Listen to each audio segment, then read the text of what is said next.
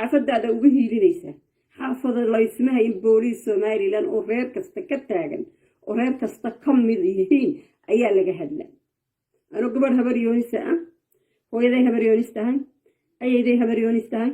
sodohday habaryoonis tahay abba anigu aan habaryoonis tahay ayaa idinle lagama laha xusbiga wadani lagama laha somalilan xusbiga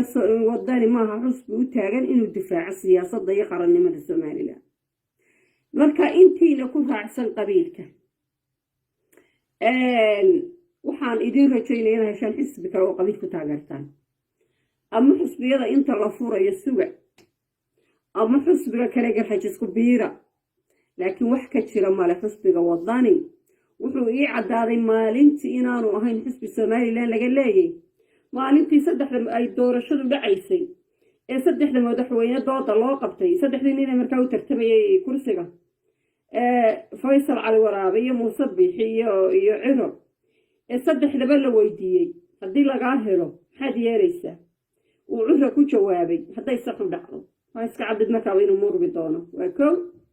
waxaa la weydiiyey taageeraa lagaaga hayaa muqdisho iyo soomaaliya maxaad sidaad u aragtaa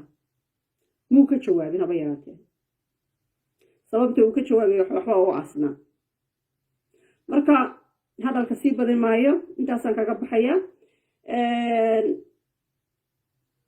qabiiladu qofka bini-aadanka ihi isagoo keliya buu dhashay isagoo keligiina wuu dhimanaya maskaxdaada iyo maskaxdaydu inaynu isku si u fikirno qasab maaha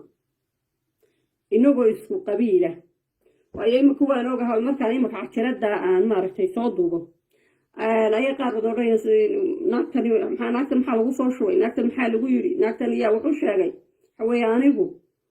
ifkan anoo keligaya baa nimi madaxaygana anaa keliga iskale caqligaygu wuxuu itusayaa wuxuu ii kala soocayaa xumaha iyo samaha halka dantaydu ku jirto iyo halka aanay dantaydu ku jirin soomaaliya dantaydu kuma jirto xusbi iyo qof taageerayana abid ma taageeri doono dowladda waxaan ka codsanayaa xusbiga wadani madaxdooda in laga warhayo inay ciidamada sirdoonka ee somalilan warkooda dhagaystaan tallaabadii qaadayaanba la socdaan ma aha xusbina ma jira haddii habaryoonis xusbi doonayso oo xusbiyada reere noqdeen walaalayaal xusbi kala samaysta xusbigan xusbi maaha haddaa wax kala samayn kari weydaan nimankan idin hor taagan ee ummaddii idinka fogeeyey ee dadkii kaloo dhan idinku diray ee aan waxba xamar cod kama helaysaan xamar lama tegayo xamar idinma maamuli doonto hargeysa xamar loogama talin doono haddii intaasi ma go-ayso haddii gebiga habaryoonis iyo reerkayga aanu qof ka hadhay inay baxaysaan somalilan kama mid noqonaysa soomaaliya marka waxay yeelaysaan ummadda ilaahay xusbigan iyo dadka idinka dhex saaray wuu idinka dhex saaray tolkiin buu idinka dhex saaray dadkiinuu idinka dhex saaray shaabadxun buu idinku dhuftay intay goori goor tahay xusbigan iska qabta ninkan meesha taagan odaygan yari aflagaadoon maayo waxba u geysan maayo laakiin ma talin karo xusbi ma hogaamin karo siyaasad ma hayo siyaasadiisa koonfur bay ku xidhan tahay waan idin salaamay assalaamu calaykum waraxmatullaahi wabarakaatu